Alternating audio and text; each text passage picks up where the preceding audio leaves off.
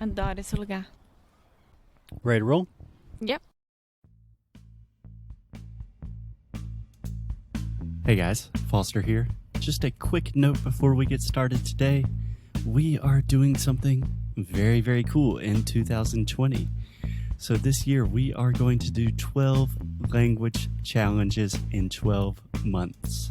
So on the first day of each month, we will start a new language challenge, and each challenge will focus on a specific topic or subject to help you really, really improve your English. For example, we are going to have a challenge about phrasal verbs, a challenge about how to use prepositions, a challenge about how to learn grammar without using textbooks. Anyway, it's going to be a lot of fun, and we would love to have you participate. So if you are serious about your English, you should really check out these challenges. To learn more and start improving your English today, just visit inglesnuecrupodcast.com. Okay, on with the show.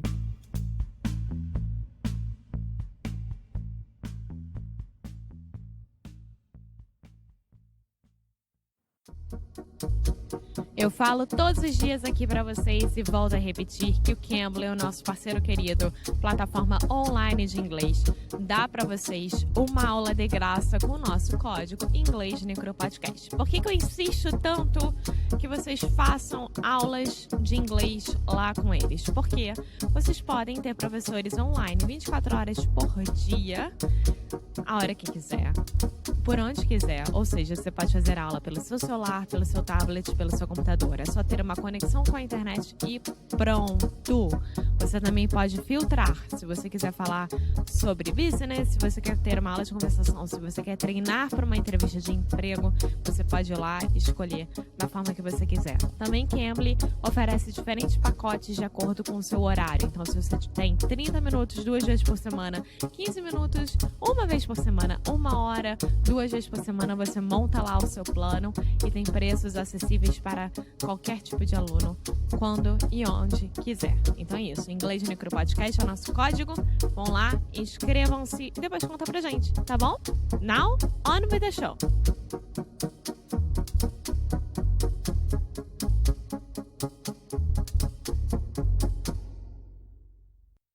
Hello, hey, sweet people, and welcome to another episode of Inglês no Cupodcast.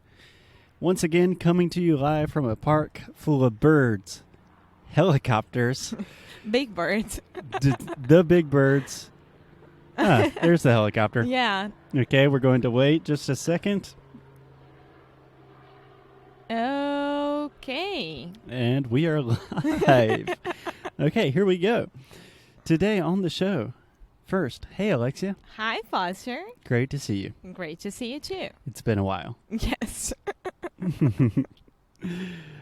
So, Alexia, I was thinking about introducing a new segment on the show. Perhaps something that we do maybe once a month, maybe once a week. But one of the most famous dictionaries in the world, the Merriam-Webster Dictionary, they do this cool thing at mw.com called Words of the Week. Okay. And every week they present, I think, 7 words that for some reason a lot of people were searching for on the internet in the dictionary. And normally these are words that are new to people, or they are words that are really representative of the times. Like there's a reason people are searching for what these words mean.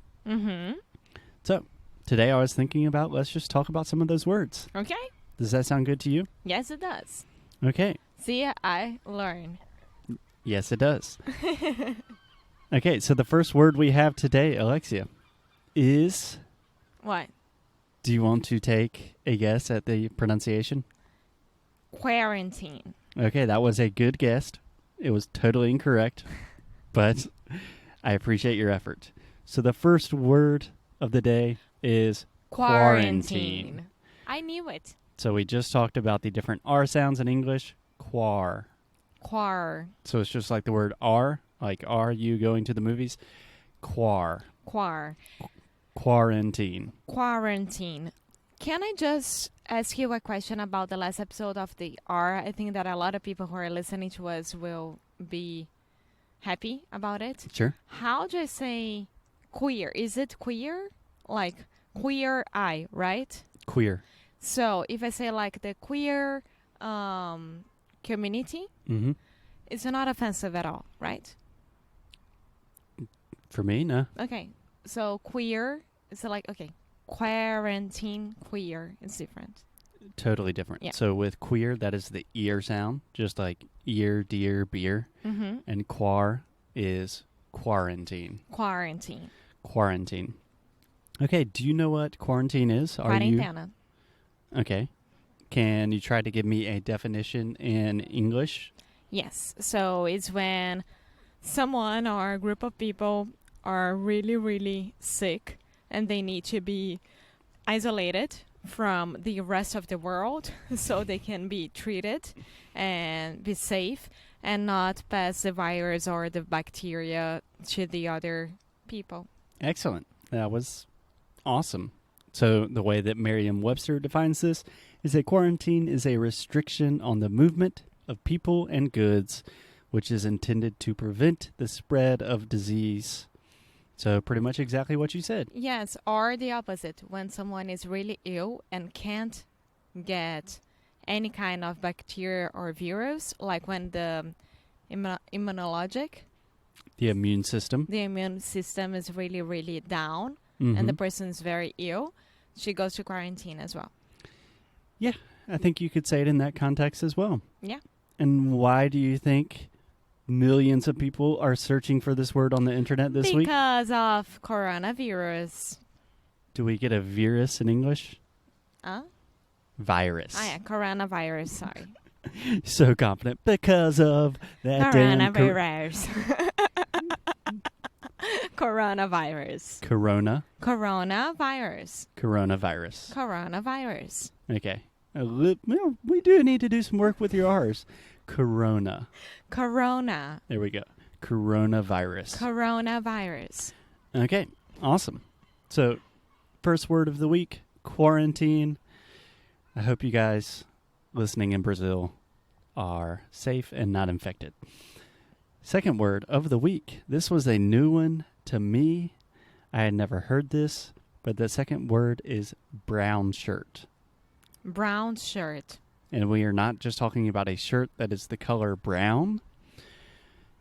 Have you heard about this? No idea. I had never heard about this either, but apparently a brown shirt is a derogatory, it's just a way to call someone a Nazi, apparently. I had no idea. Yeah, apparently a lot of the Nazi fighters, they would wear these brown uniforms that had to do with, I think Mussolini's fighters were wearing black shirts, so it differentiated them.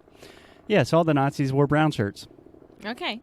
And recently, in the U.S. news, a reporter said someone was being a brown shirt, and everyone was like, ew, what does that mean? Does he have poop on his shirt? What's going on? Oh, he's calling him a Nazi. It's brown Okay. and not a good color. Yeah, so probably not a common word that anyone's going to use, but I think it's an interesting piece of information to know. Yes, it's very, very important to know because we never know what can happen with the world nowadays. So, Yeah, and if someone's wearing a nice brown shirt, you don't want to say like, hey, brown shirt. You know? Yeah. Okay, the third word of the week.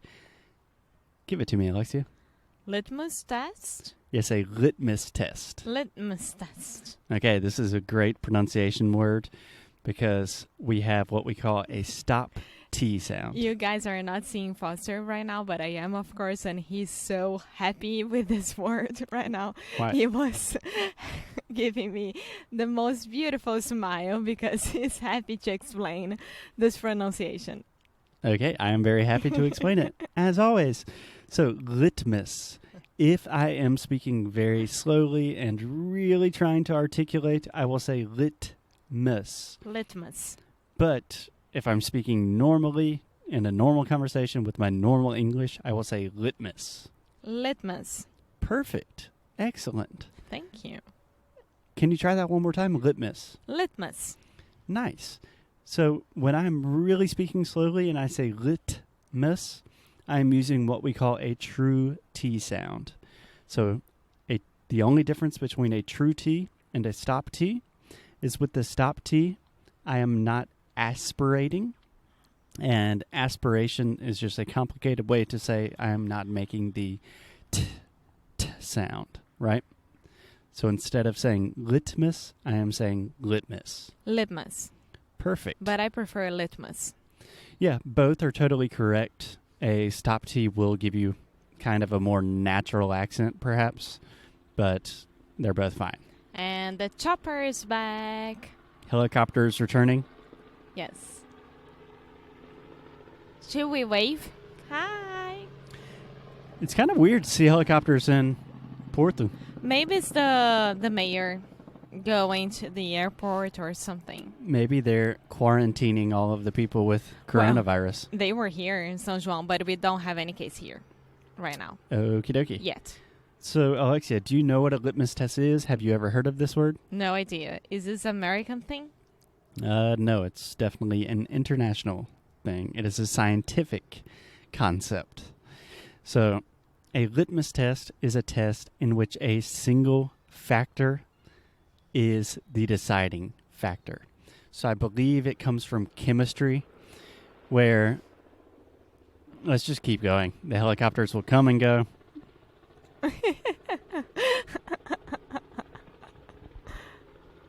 Where is he going to land? I don't know. I think it's right there.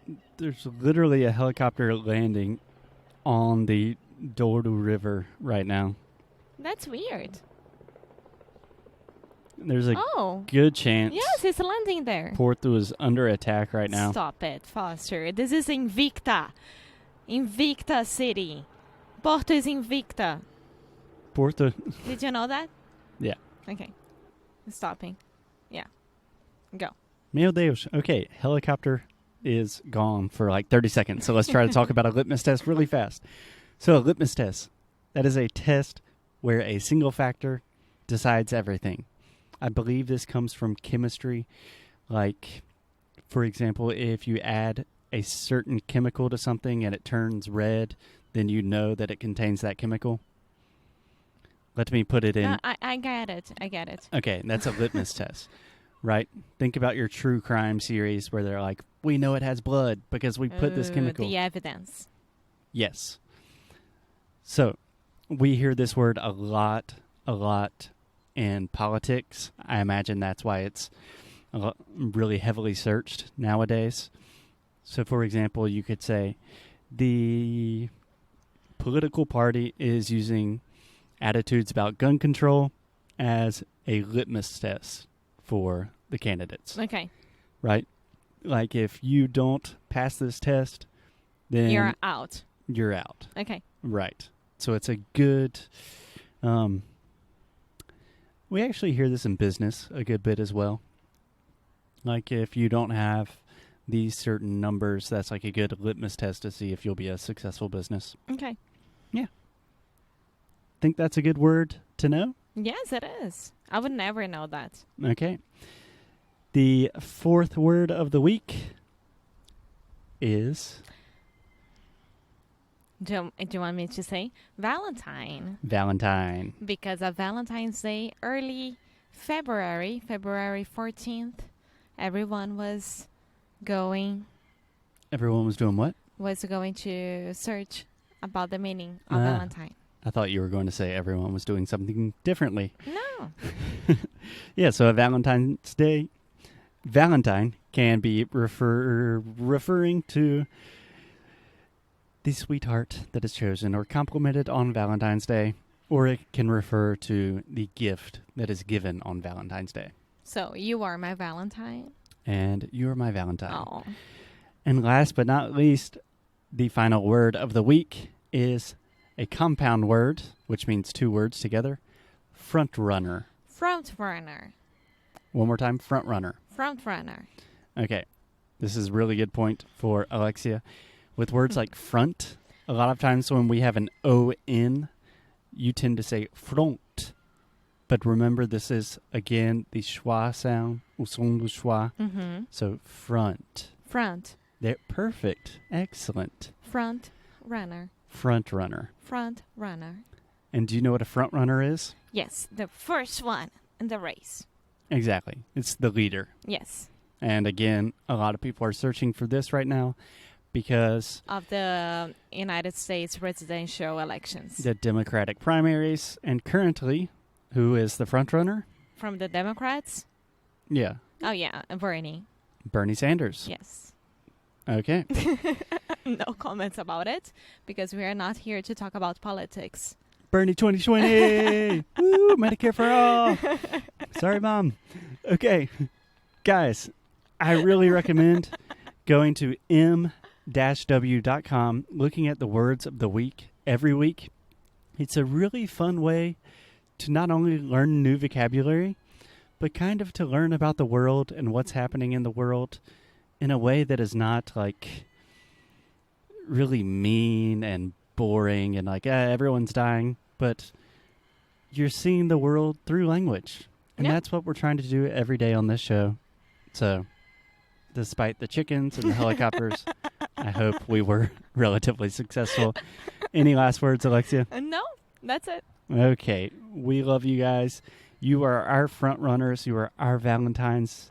You definitely passed the litmus test. You definitely not going to say brown shirts. And I hope you're not in quarantine. One more time. God. Quarantine. There we go. Quarantine. Stay safe, my friends, and we will talk to you tomorrow. Bye. Muito obrigada por ter escutado mais um episódio aqui do nosso Inglês no Necru Rádio. Como sempre, vou pedir para você deixar sua review, deixar o seu e-mail no nosso site inglesnuecrupodcast.com, ficar de olho nas novidades que a gente sempre manda, nossos recursos grátis, enfim, todas as novidades que a gente puder, a gente vai estar compartilhando com vocês, principalmente por e-mail. Então, é isso. Eu quis aqui dar esse recado. Como sempre, obrigada pelo suporte e a gente se vê no próximo episódio, tá bom? Bye!